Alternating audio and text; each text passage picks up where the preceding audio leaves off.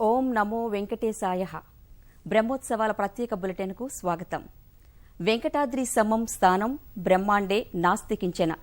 వెంకటేశ సమో దేవో నభూతో నభవిష్యతి. తిరుమలకు సాటిరగల పుణ్యక్షేత్రం. వెంకటేశుడంతటి గొప్ప దైవం భూమండలంలోనే లేరన్నది పురాణవాక్కు. వేం అంటే పాపాలు, కట అంటే హరించే, ఈశ్వర అంటే దైవం అని అర్థం. మనందరి పాపాల్ని తొలగించేవాడు కాబట్టే వెంకటేశ్వరుడయ్యాడు. అంతటి మహత్తు కలిగిన స్వామివారి క్షణకాల దర్శనానికే పులకించే భక్తులు ఆ అఖిలాండకోటి బ్రహ్మాండ నాయకుడు 9 రోజులు 14 వాహనాలపై మాడవీధుల్లో విహరిస్తూ ఉంటే చూసి తరించాల్సిందే.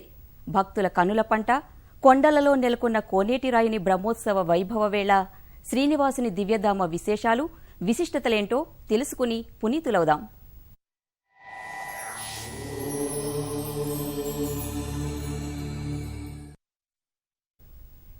నిత్య కళ్యాణం పచ్చతోరణంగా భాసిల్లే తిరుమల వైభోగమంతా బ్రహ్మోత్సవాల్లోనే చూడాలి. బ్రహ్మోత్సవానికి ఆసక్తికరమైన నేపథ్యం, చరిత్ర ఉన్నాయి. తిరుమలలో తొలి బ్రహ్మోత్సవాన్ని సాక్షాత్తు బ్రహ్మే నిర్వహించాడని పురాణ గాథ. విశేష పర్వదినాల్లో మాడవీధుల్లో విహరించే స్వామివారిని దర్శించేందుకు 2 కళ్లు చాలవు. బ్రహ్మాండ నాయకుని వైభవ వేళ బ్రహ్మోత్సవ శోభ ఇదిగో ఇదే. తిరుమలలో నిత్యం పండుగే, అనునిత్యం ఉత్సవాలి. నిత్యోత్సవాలు, పక్షోత్సవాలు, మాసోత్సవాలు, సంవత్సరోత్సవాలు, నక్షత్రోత్సవాలు, ఇలా అఖిలాండకోటి బ్రహ్మాండ నాయకుడికి ఏడాది పొడవునా 450 ఉత్సవాలు జరుగుతున్నాయి. అన్నింటిలో అత్యంత వైభవోపేతమైనవి బ్రహ్మోత్సవాలే. తిరుమలలో తొలి బ్రహ్మోత్సవం బ్రహ్మచేతుల మీదుగా జరిగిందని పురాణాలు చెబుతున్నాయి. తిరుమలలో తమిళ పంచాంగాన్ని అనుసరించడం ఆనవాయితీ. తమిళ పురాత్తసి మాసంలో బ్రహ్మోత్సవాలు జరుగుతాయి. సంస్కృతం ప్రకారం కన్యామాస శ్రవణం, తెలుగు ప్రకారం భాద్రపద మాసం శ్రవణ నక్షత్రంలో నవరాత్రుల పాటు బ్రహ్మోత్సవాలు నిర్వహిస్తారు. ఈ వేడుకలను తిలకించేందుకు లక్షల్లో భక్తులు వస్తారు. బ్రహ్మోత్సవాల్లో స్వామివారి వైభవాన్ని తిలకిస్తే అంతకు మించిన భాగ్యం లేదని భక్తుల విశ్వాసం.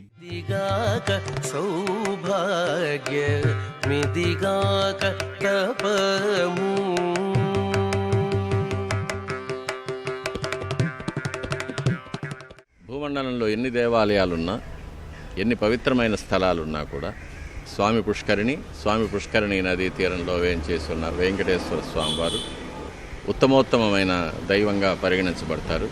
సాక్షాత్ వైకుంఠం నుంచి శ్రీ మహావిష్ణువు అర్చావతార స్వరూపంగా భూమండలానికి అరుదించి స్వామి పుష్కరిణి నదీ తీరంలో వెలసిన స్వయం వ్యక్త స్వరూపం కాబట్టి, మానవ నిర్మితం కాదు కాబట్టి ఈ స్వామివారి యొక్క బింబానికి, దేవాలయానికి ఇంత పవిత్రత, మహత్యం ఏర్పడి ఉంది. సమో యజ్ఞః సమాఖ్యాతః అంటే యజ్ఞం చేస్తే వచ్చే పుణ్యఫలం ఉత్సవం తిలకించినా సిద్ధిస్తుందని అర్థం. ద్వాపర యుగంలో కృష్ణావతారం పరిసమాప్తమైన తర్వాత వైకుంఠంపై విరక్తి కలిగి కలియుగం ఆరంభంలో తిరునగరలోని పుష్కరిణి తీరాన శ్రీనివాసుడిగా దేవదేవుడు అవతరించారని పురాణ ప్రాశస్త్యం. అంతటి ప్రాశస్త్యం కలిగిన పవిత్రమైన ప్రాంతంలో ఏటా బ్రహ్మోత్సవాలు నిర్వహిస్తున్నారు. బ్రహ్మోత్సవాల 9 రోజులు వెంకటేశ్వరుడు పులకాంకితుడై ఉంటాడని తిరుమల చరిత్ర చాటుతోంది. చతురంగ బలాలతో శేషాది వాహనాలపై తిరువీధుల్లో కదిలి వస్తోన్న శ్రీనివాసుణ్ణి దర్శించుకుని భక్తులు తన్మయం చెందుతారు. మహామహా చక్రవర్తులు, వాగ్గేయకారులే వెంకటపతి బ్రహ్మోత్సవాలు చూసి పులకించిపోయారు. కీర్తనలతో శ్రీనివాసుణ్ణి కీర్తించారు. వేడగా వెంకటాద్రి విభుడే, పాడగా పద్మావతి ప్రాణేశుడే. సమోయజ్ఞః సమాఖ్యాతః అని యాగానికి శవము అని పేరు.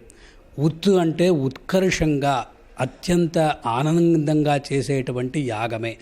అంటే యాగం ఏ విధంగా నిర్వర్తిస్తామో అదే ప్రకారం భగవంతునికి చేసేటువంటి ఆరాధన కూడా అక్కడ యాగరూపమే కనుక అటువంటి ఉత్సవాన్ని జరిపించేటువంటి ఈ వైభవాన్ని బ్రహ్మోత్సవం అని చెప్తూ ఉంటాం. తిరువీధుల మెరసి దేవదేవుడు అంటూ బ్రహ్మోత్సవ వైభవాన్ని కీర్తించిన అన్నమాచార్యుడు నానా దిక్కుల నరులెల్ల వానలలోనే వత్తురు కదిలి అంటూ బ్రహ్మోత్సవాలకు తరలివచ్చే భక్తులను వర్ణించాడు. అలనాటి నుంచే దేశం నలుమూలల నుంచి లక్షల సంఖ్యలో భక్తులు తిరుమల విచ్చేస్తున్నారు. ఇలా తరలివచ్చే వారందరికీ 9 రోజులు 14 వాహనాలపై దర్శనమిస్తూ ఆధ్యాత్మికతను పంచుతున్నాడు శ్రీనివాసుడు. తిరువీధుల మెరసి దేవదేవుడు గరిమల మించిన సింగారముల తోడను తిరువీధుల మెరసి దేవదేవుడు. ఇంతటి నేపథ్యం ప్రాశస్త్యం ఉన్న బ్రహ్మోత్సవాలు అంకురార్పణతో మొదలవుతాయి. పుష్కరిణి నుంచి నవధాన్యాలను తెచ్చి మట్టిలో నాటడాన్ని అంకురార్పణ అంటారు. ధ్వజారోహణం అయ్యాక వాహన సేవలు మొదలవుతాయి. గరుడ పతాకాన్ని ధ్వజస్తంభంపై ఎగురవేస్తారు. గరుత్మంతుడు దేవతలందరినీ బ్రహ్మోత్సవాలకు ఆహ్వానిస్తాడన్నదే ధ్వజారోహణ సాంప్రదాయం. బ్రహ్మోత్సవాలు జరిగే 9 రోజులు తిరుమలలో ఉంటే వైకుంఠంలో ఉన్నట్టేనని భక్తుల నమ్మకం. బ్రహ్మోత్సవాల చివరి రోజు స్వామివారి జన్మ నక్షత్రంలో అవభృత ఉత్సవం నిర్వహిస్తారు. అంటే ఉత్సవమూర్తులకు ప్రత్యేక అభిషేకం అన్నమాట. చక్రస్నానం తర్వాత సుదర్శన చక్రాన్ని ఎత్తైన వేదికపై ఉంచి సుదర్శనం కింది నుంచి భక్తులు నడిచేలా ఏర్పాటు చేస్తారు. మొదటి నుంచి చివరి వరకు ఇంత వైభవంగా జరుగుతుంది కాబట్టే బ్రహ్మోత్సవ నవరాత్రుల సమయంలో 7 కొండలు కలియుగ వైకుంఠమై భక్తి పారవస్యాన్ని పంచుతున్నాయి.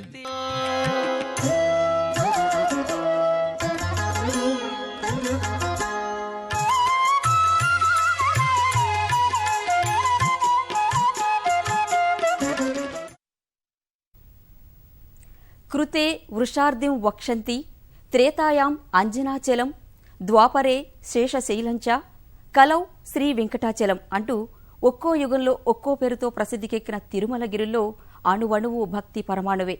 తిరుమల వైభోగానికి విశేష చరిత్ర. 7 కొండల పురాణ ప్రాశస్త్య విశేషాల్లో అంతా భక్తి పారవస్యమే. కలియుగ వైకుంఠంగా ప్రపంచాన్ని ఆకర్షిస్తున్న తిరుమల క్షేత్ర చరిత్రే మహాద్భుతం. వెంకటాద్రి సమం స్థానం బ్రహ్మాండే నాస్తి కించన వెంకటేశ సమో దేవో న భూతో న భవిష్యతి. ఇది కలియుగ వైకుంఠ క్షేత్రాన్ని దర్శించుకునే భక్తుల అనుభూతి. శ్రీమన్నారాయణుడిని కనులారా వీక్షిస్తే చాలు జన్మ ధన్యమైనట్టేనని భక్తుల దృఢ విశ్వాసం. చెట్టుగా పుట్టగా పొదగా పడి ఉండే భాగ్యం కలిగించు స్వామి అంటూ ఆళ్వారులు ప్రార్థించిన వేదములే శిలలై వెలసినది కొండ, ఏ దశ పుణ్యరాసులే ఏరులై ప్రవహించినది కొండ, అది శ్రీనివాసుని కొండ అంటూ అన్నమయ్య కీర్తించిన సప్తగిరులకే చెల్లింది. నిత్యం లక్షల మంది భక్తులతో గోవింద నామస్మరణతో మార్మోగే 7 కొండలపై ఏ రాయిని తాకినా ఆపద మొక్కుల వాడిని తాకినంత ఆధ్యాత్మిక పరవశమే. ఈ క్షేత్రానికి అంతటి శక్తి ఉంది.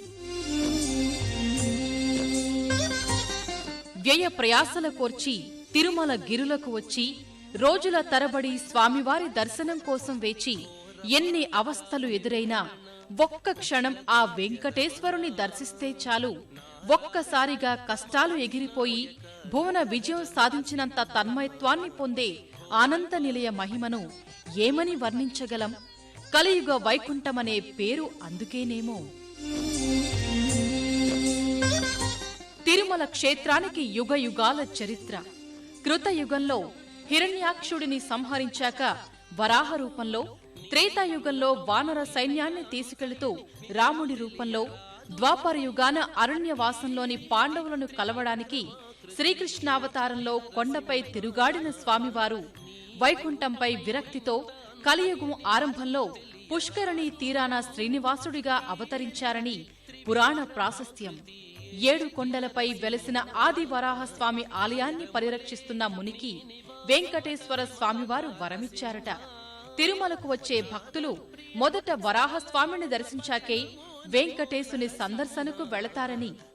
ఆ మాట ప్రకారమే ఇప్పటికీ భక్తులు మొదట వరాహస్వామిని దర్శించుకునే నియమం అమలవుతోంది. ఈ 7 కొండలకి ఆదివరాహ క్షేత్రం అని కూడా పేరు. వెంకటేశ్వరుని యొక్క రాక మునుపు ఆదివరాహుడు పరిపాలిస్తున్నటువంటి క్షేత్రంగా ఈ 7 కొండలు కీర్తింపబడతాయి. ఇప్పుడు కూడా ఏదైనా శుభకార్యాలు కానీ లేదా భగవంతుడికి సంబంధించినటువంటి ఉత్సవాదులు కానీ వాటి సంకల్పంలో ఆదివరాహ క్షేత్రే అని చెప్పి చెప్పడమే సంప్రదాయమే కానీ వెంకటాచలం అని కానీ తిరుమల క్షేత్రం అని కానీ చెప్పేటటువంటి సంప్రదాయం లేదు. తిరుమలలో కూడా మొదటి నైవేద్యం ఆదివరాహునికే కదా. అలా తన ప్రతిభకు తన యొక్క వైభోగానికి లోటు లేకున్నా ఆదివరాహుని మాత్రం తగినటువంటి రీతిలో సముచితంగా సత్కరించాలి అన్నటువంటి ఉద్దేశం చేత వెంకటేశ్వర స్వామి ఇచ్చినటువంటి ఆనతి ఆదివరాహ క్షేత్రం అన్నటువంటి ఒక సంప్రదాయం. పర వ్యూహ విభవ అర్చావతారాల్లో దర్శనమిచ్చే శ్రీ మహావిష్ణువు తిరుమలకు వచ్చే భక్తులకు అర్చావతారంలో కనువిందు చేస్తున్నారు. లోక కళ్యాణార్థం శ్రీనివాసునిగా ఇలకు వచ్చిన మహావిష్ణువు తిరుగిరుల్లో తిరుగుతూ వెంకటాద్రిని చేరుకుంటారు. నారాయణ వనాన్ని పాలించే ఆకాశరాజు కుమార్తె పద్మావతిని ప్రేమించి పెళ్లాడుతారు. కళ్యాణ దీక్షలో ఉన్న శ్రీనివాసుడు తిరుమల వెళ్లే వీలులేక కొన్నాళ్లు అగస్త్యాశ్రమంలో సేద తీరారు. ఆ తర్వాత మార్గమధ్యంలో బస చేసిన ప్రాంతాలే నేటి శ్రీనివాస మంగాపురం, శ్రీవారి మెట్టు. అనంతరం శ్రీవారు తిరుమల చేరి అర్చామూర్తి అయి భక్తుల ఇలవేల్పుగా నీరాజనాలు అందుకుంటున్నారు. అంతటి దివ్యమైనది క్షేత్ర మహత్యం. సువర్ణముఖరీ తీరే కశ్చిత్ అస్తి మహీధర వెంకటాచల నామాసౌ సర్వభూహృత్కురోత్తమ. అన్ని పర్వతములలోకి శ్రేష్టమై ఉత్తమోత్తమైనటువంటి పర్వతరాజంగా పుణ్యక్షేత్రంగా ఈ కలియుగంలో సువర్ణముఖీ తీరంలో ఉన్నటువంటి వెంకటాచలం ప్రకాశిస్తూ ఉన్నదని స్థల పురాణాలు పేర్కొంటూ ఉన్నాయి. అందుకని ఈ స్థల మహత్తు కానీ, స్వామి పుష్కరిణీ క్షేత్ర మహాత్మ్యం కానీ, ఆ దేవదేవుని ఆకర్షణ కానీ అక్కడికి వచ్చిన వెంటనే భక్తులు అన్నీ మర్చిపోతారు. అన్ని క్లేశాలు మర్చిపోయి ఆ దేవదేవుని పాదారవింద మకరంద రసాస్వాదనం మాత్రమే చేయాలని తపనతో ఆర్తితో ఉంటారు. వేదకాలం నుంచే తిరుమల క్షేత్రం పవిత్ర సన్నిధానంగా ఖ్యాతిగాంచింది. స్వామి పుష్కరిణి, గోగర్భం, ఆకాశగంగా, పాప వినాశనం ఇవన్నీ వేదకాలం నాటివేనని చెప్పేందుకు ఆధారాలున్నాయి. ఆళ్వారులు, అన్నమయ్య, పురంధరదాసు వంటి భక్తులు, వాగ్గేయకారులు శ్రీహరి తత్వాన్ని ఎంతో అందంగా, పండిత పామర భక్తజన రంజకంగా కీర్తనలు, పదబంధాలతో వర్ణించారు. వేల ఏళ్ల చరిత్రను దాచుకున్న తిరుమల గిరుల్లో అప్పటి నుంచి ఇప్పటి వరకు అదే ఆధ్యాత్మిక వైభవం.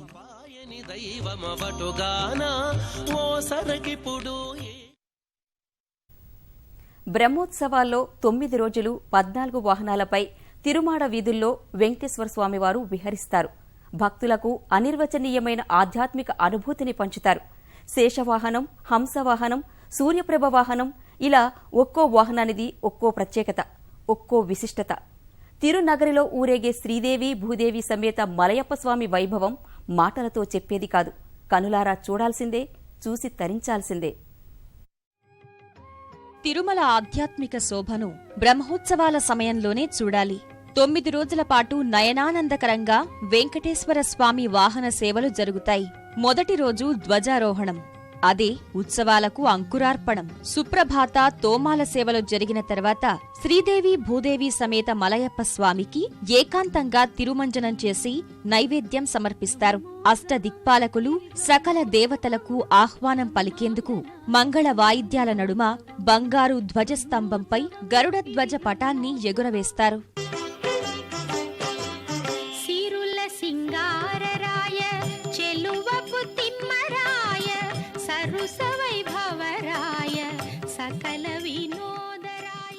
బ్రహ్మోత్సవాల్లో తొలి రోజు జరిగే పెదశేష వాహనోత్సవం ఆద్యంతం కన్నుల పండువే.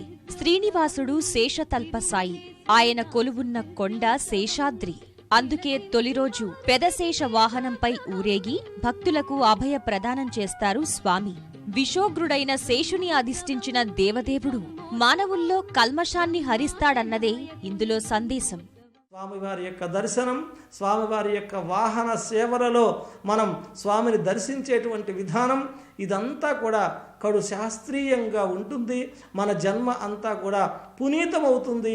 స్వామివారి యొక్క దివ్యమైనటువంటి అనుగ్రహం కూడా మనకి కలుగుతుంది అనేటువంటిది మన భారతీయ సంస్కృతి యొక్క ప్రధానమైనటువంటి ఉపదేశం. బ్రహ్మోత్సవాల రెండో రోజు ఉదయం స్వామివారు 5 తలలుండే చినశేష వాహనంపై ఊరేగుతారు. పెద్ద శేష వాహనం ఆదిశేషుడికి ప్రతీక, చిన్నశేష వాహనం వాసుకిగా ప్రతీతి. చిన్నశేష వాహనంపై ఊరేగే స్వామిని ధ్యానిస్తే కుండలిని యోగ సిద్ధి కలుగుతుందని భక్తుల విశ్వాసం. రెండో రోజు రాత్రి వీణాధారి అయి సరస్వతీమూర్తిగా స్వామివారు దర్శనమిస్తారు. భక్తుల్లో అహంభావం తొలగి దాసోహం అనే భావన కలిగించేందుకే శ్రీనివాసుడు హంసవాహన రూఢుడై తిరువీధుల్లో విహరిస్తారని నమ్మిక.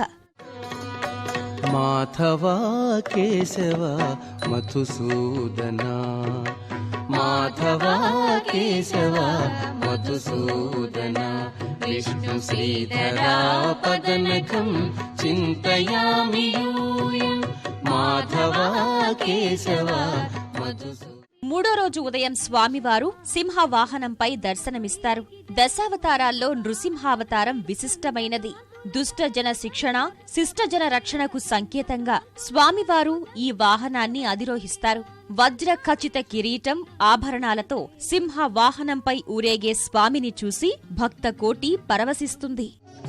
నరసింహ రామకృష్ణ నమో శ్రీ వెంకటేశ సరుగ, నా శత్రుల సంహరించవే, సరుగ నా శత్రుల సంహరించవే. బ్రహ్మోత్సవాల మూడో రోజు రాత్రి ముత్యపు పందిరి వాహనంపై ఏడుకొండలవాడు విహరిస్తారు. ఆకాశంలో తళతళలాడే తారలకు ముత్యాల పందిరిలో తిరుమలేసుని ధగధగలు పోటీ అన్నట్టు సాగుతుంది ఊరేగింపు. ముత్యాల పందిరిలో శ్రీనివాసుని దర్శనం భక్తులకు దుఃఖ విమోచనం. నాలుగో రోజు ఉదయం కల్పవృక్ష వాహనంలో భక్తులకు అభయ ప్రదానం చేస్తారు వెంకటేశుడు. కామితార్థ ప్రదాయినిగా కల్పవృక్షానికి పేరు. ఆ కల్పవృక్షాన్ని వాహనంగా చేసుకుని భక్తుల కొంగు బంగారమై విహరిస్తారు శ్రీవారు. నాలుగో రోజు రాత్రి సర్వభూపాల వాహనంపై వెంకటేశ్వరుడు తిరువీధుల్లో ఊరేగుతారు. భూపాల వాహనధారి అయిన స్వామిని దర్శిస్తే రాజదర్శనం, రాజ్యసుఖ ప్రాప్తి కలుగుతాయని విశ్వాసం.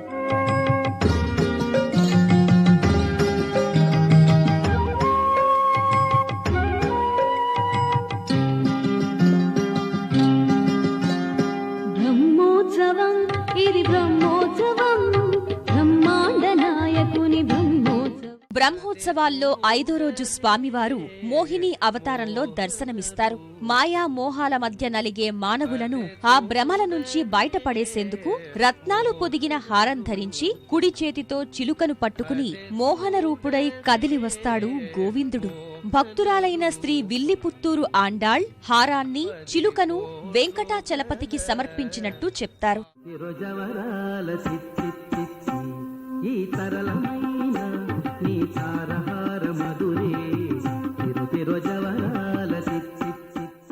ఐదో రోజు స్వామివారు గరుడ వాహనంపై దర్శనమిస్తారు. విష్ణుమూర్తి వాహనం గరుత్మంతుడు. ఆయనే ప్రథమ భక్తుడు కూడా. ఈ సేవ ప్రత్యేకమైనది. ఏడాదిలో అన్ని రోజులు ధ్రువ బేరానికి అలంకరించే మకర కంఠి, లక్ష్మీహారం, సహస్రనామ మాలలను గరుడ వాహన సేవ రోజున ఉత్సవమూర్తికి అలంకరిస్తారు. ఈ వాహన సేవలో స్వామి సరసన దేవేరులు ఉండరు. గోదాదేవి సమర్పించిన సహస్ర మాలలతో అలంకృతుడై గరుడ వాహనధారి అయిన తిరుమలేసుని దర్శనం మంగళప్రదం. సిరులు సగి చూడరో చింతామణి పే, గరుడాద్రి వేదాద్రి కలిమి పే, గరుడాద్రి వేదాద్రి కలిమి పే. ఆరో రోజు స్వామివారు హనుమద్వాహనంపై ఊరేగి భక్తులకు కన్నుల పండుగ చేస్తారు. రాముని నమ్మిన బంటు హనుమంతుడు. త్రేతాయుగంలో రామునికి చేసిన సేవలను కలియుగ దైవం గుర్తు చేసుకుంటున్నట్టు ఉంటుంది హనుమద్వాహన ఉత్సవం.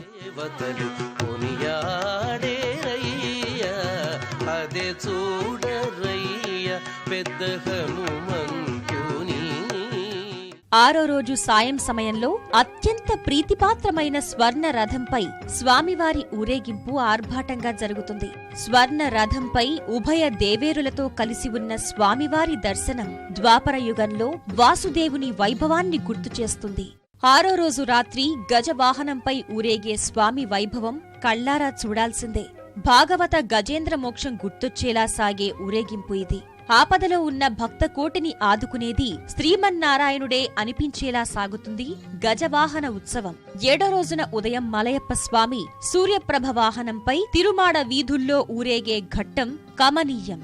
సూర్యుడే సకల జీవులకు చైతన్య ప్రదాత, సకల జీవులకు ప్రాణం ఆరోగ్యం నేనే అంటూ సూర్యప్రభ వాహనంపై స్వామి తరలివస్తారు. బ్రహ్మోత్సవాల్లో 7వ రోజు రాత్రి చంద్రప్రభ వాహనంపై స్వామి దర్శనమిస్తారు. ఉదయం సూర్యప్రభ, రాత్రి చంద్రప్రభ అంటే దివారాత్రులకు కాలానికి అధిపతిని నేనే అంటూ ప్రకటిస్తూ సాగుతుంది ఈ ఉత్సవం. 8వ రోజు ఉదయం జరిగే రథోత్సవ వైభవం వర్ణనాతీతం. ఉభయ దేవేరులతో శ్రీనివాసుడు రథంపై ఊరేగే అద్భుత ఘట్టమది. భక్తులంతా నేరుగా పాల్గొనే ఉత్సవం కూడా ఇదే. 8వ రోజు రాత్రి ఏడుకొండలవాడు తిరువీధుల్లో అశ్వరూఢుడై విహరిస్తారు. పద్మావతి శ్రీనివాసుల తొలిచూపుల ప్రణయవేళ, పరిణయవేళ సాక్షిగా నిలిచింది అశ్వమే. కలియుగంలో కల్కి అవతారంతో స్వామి అశ్వవాహనంపై వస్తారని ప్రతీతి. నా యొక్క ఈ ఉత్సవాలని బ్రహ్మచేత నిర్వహింపబడుతున్నటువంటి సమయంలో నిర్వహించేటువంటి వారికి సాక్షాత్తు శరీరాంతంలో బ్రహ్మలోక స్థానం సంపాదింపబడుతుంది వారి చేత. ఎవరైతే ఈ ఉత్సవాలను తిలకిస్తారో వారందరికీ కూడా ఐహికంగా సమస్త విధములైనటువంటి వాంఛలు అభీష్టములు కూడా నెరవేరుతాయి. ఆ పైన ఆముష్మికంగా స్వర్గప్రాప్తిని కోరుకునేటువంటి వారికి స్వర్గప్రాప్తి వస్తుంది.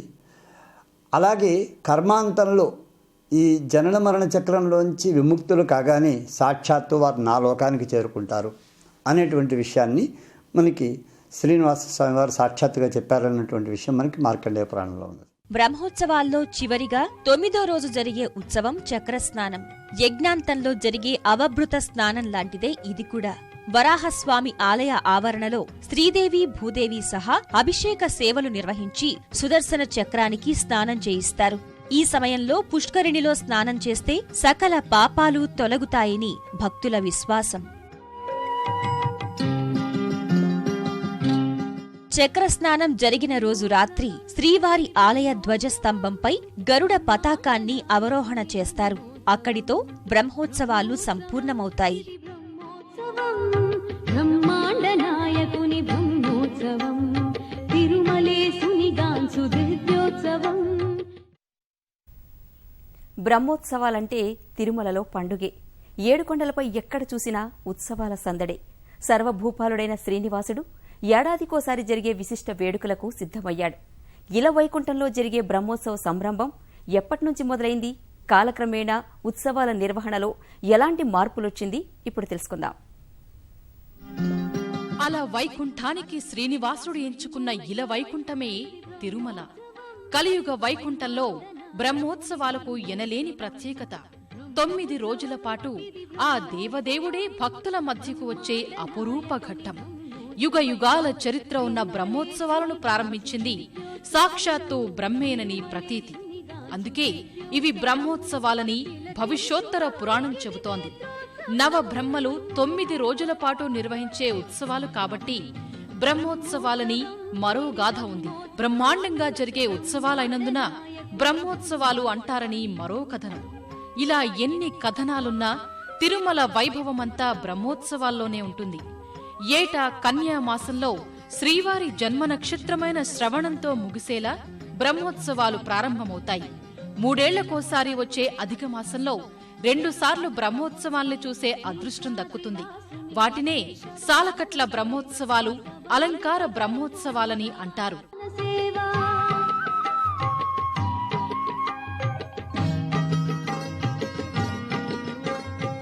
యుగ యుగాలుగా బ్రహ్మోత్సవాలు జరుగుతూనే ఉన్నాయని పురాణాలు చెబుతున్నాయి. శ్రీ మహావిష్ణువు ఆదేశాలతో శ్రీనివాసుని పరమ భక్తుడైన తొండమాన్ చక్రవర్తితో కలిసి బ్రహ్మదేవుడు ఉత్సవాలు చేశారని అలనాటి గాథ. శాసనాల ఆధారంగా శ్రీవారి బ్రహ్మోత్సవాలు 6వ శతాబ్దంలో ప్రారంభమైనట్టు తెలుస్తోంది. 15వ శతాబ్దం వరకు ఈ వేడుకలు అప్పుడప్పుడు మాత్రమే జరిగేవి. రాయులవారి కాలం నుంచి ఏటా జరుగుతున్నాయి. శ్రీకృష్ణ దేవరాయల కాలంలో ఏడాదికి 15 బ్రహ్మోత్సవాలతో తిరుమల వెలిగిపోయింది. వార్షిక బ్రహ్మోత్సవాలతో పాటు నిర్ధారిత మాసంలో నిత్య ఉత్సవాలు జరిగినట్టు శాసనాలున్నాయి. రాజుల హయాంలో జనహితం కోసం 5 రోజులు శాంతి బ్రహ్మోత్సవాలు నిర్వహించేవారు. స్వామివారి శ్రీపాదరేణు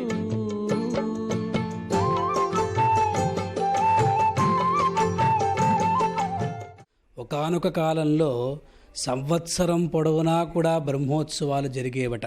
ప్రతి నెల కూడా బ్రహ్మోత్సవం జరిగేదట. అంటే 5 రోజుల బ్రహ్మోత్సవం, ఏకదిన బ్రహ్మోత్సవం, పంచదిన బ్రహ్మోత్సవం, సప్తదిన బ్రహ్మోత్సవం, నవదిన బ్రహ్మోత్సవం అని అనేక రకాలుగా ఉన్నాయి. ఇప్పటికీ శ్రీవారి ఆలయంలో ఆర్జిత బ్రహ్మోత్సవంగా భక్తులు పాల్గొనేవి శ్రద్ధ బ్రహ్మోత్సవాలు. ఈ వేడుకలకు సకల దేవతలు, అష్ట దిక్పాలకులు, రాక్షస గంధర్వులందరూ వస్తారని ఆగమ శాస్త్రం చెబుతోంది. ఇంతటి విశిష్టమైన బ్రహ్మోత్సవ సందర్శనం, ఆ సంబరాన తిరుమలేసుని దర్శనం మహద్భాగ్యం.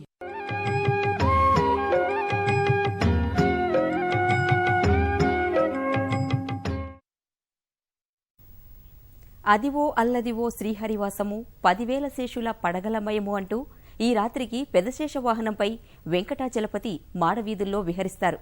ఆ ఉత్సవ వైభవాన్ని రాత్రి 10:30 గంటలకు ప్రత్యక్ష ప్రసారం ద్వారా వీక్షిద్దాం. మరికొన్ని క్షణాల్లో ఘంటారావం ప్రసారం. ఓం నమో వెంకటేశాయ.